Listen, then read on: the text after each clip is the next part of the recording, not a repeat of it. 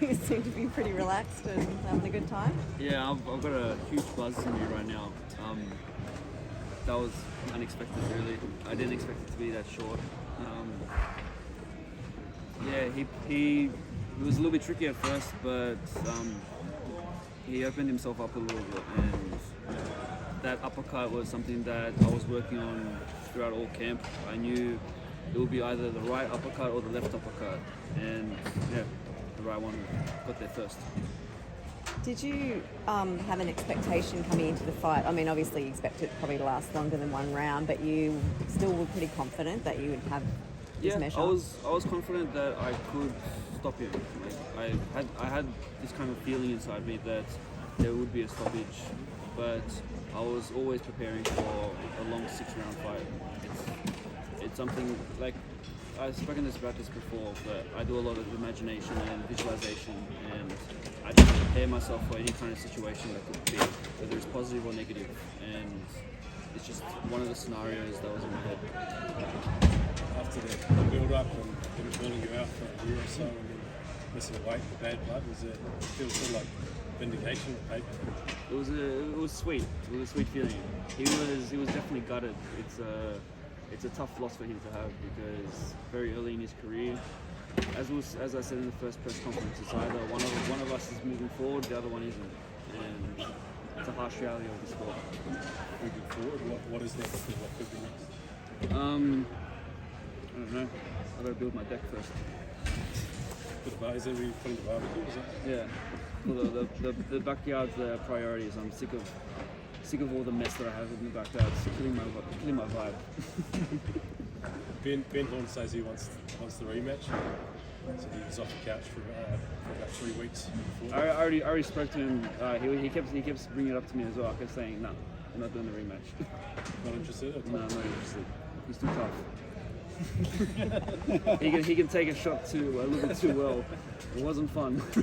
Sorry, Benny. Mate, you said before the fight that the way that Bommber had been built up, that it might be a loss that he doesn't recover from. Mm-hmm. How do you? I mean, he's only 21, but how do you think this night and everything that's happened, the way it's finished, is going to Impact him? Yeah. It's going to be. He's going to be in a tough situation for quite some time. I don't know if he'll be able to fight until probably the end of the year or something. This is a big thing that he's been chasing, and there's been so much hype around him, and it was his kind of first chance to prove everyone wrong, and the moment he concedes. So it's going to be a tough one for him, but I honestly don't care. I couldn't care less. This is a very selfish sport, and I'm here to satisfy my needs. Did he catch you with one very early on? It was slightly rocked. Like I was a little bit, wasn't like dizzy, but he caught me. Yeah. I wasn't hurt. It was just a surprise shot. Yeah. But the thing is, like, I feel like I can really take a shot. Like, my brother has really warmed me up throughout our childhoods.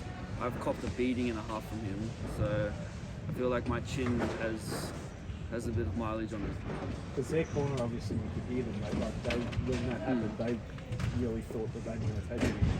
It was a bit of a false sense of confidence, because I noticed that he got a little bit confident, a little bit cocky, and I started seeing a little bit more openings, but I didn't try and force it. I waited until he was on the ropes to where he wouldn't actually be able to retreat anymore, and I found the perfect opening. Tim seemed particularly excited. Like, have you seen him like that before after any of your fights? I think after the Mason Smith fight, that was his craziest. That was when he climbed up the rope and jumped, remember? He just had the insert. Yeah, nearly broke his hands. Tim's can be a maniac sometimes, but it's just raw emotions. I love seeing that side of him because it's not something you see very often. That rawness and that excitement, that happiness that he has. Did you talk to your dad? I mean, Tim mentioned about him fighting in Melbourne 20 years ago and winning. Yeah, against Jesse James. That fight was on my birthday as well. So, yeah, kind of cool little fun fact. Did you talk to your dad before this fight? Did he we talk about his memories from Melbourne? Or oh anything? no, not really. he was just giving me the typical advice: be smart, defense is number one, and yeah, don't rush things. Was it hard in preparation because Tim's got a fight coming up? How did you sort of juggle the prep? It was a lot easier than the most recent fights, but training has been same old. I train a little bit after Tim, and it's Worse for Igor. it's more of a strain on Igor. Like, I feel sorry for his shoulders. He's always getting massages, always rubbing creams on him. Yeah, he struggles. George, it looks like you've got another pay-per-view star. Where would you like to take him from here? Oh, look, he's an absolute star, and I think a big portion of this crowd and a big portion of the viewers were tuned in for Nikita Tszyu. I actually I shit myself a little bit in the ring after when he started to call out who his next opponent was. But, Nikita's a quirky dude. He's they call out a Tyson Fury. I did not expect that. I thought he was going to name one of the names that get thrown around in our inner circles, and I thought, don't jump the gun yet, but yeah, he's just putting on a show for everyone, and I love that about Nikita. He's You didn't expect YMCA either, did you? No, I didn't expect that either, but yeah, I found myself in the ring, and I'm doing Having little a ball. Yeah, so it was good fun. Who picked the walkout music? He said He is quirky, let's be honest. The He last says few this song it's all me. Oh yeah, the last few songs were this gothic funeral stuff and put the crowd to sleep. And George and Matty said to me, "Please, can you talk to him?" So I did, and he said, "Absolutely, let's do it. That's just Nikita. He'll go with whatever is fun and good laugh, and yeah, we'll have some fun with that for the next fight. See what we come up with next." Overall, Glenn, what did you think of Nikita's performance? Like Timmy said, 10 out of 10. We talked about, I said to him, because George and Matty and myself have talked about Nikita's roadmap, and he's going to be busy this year.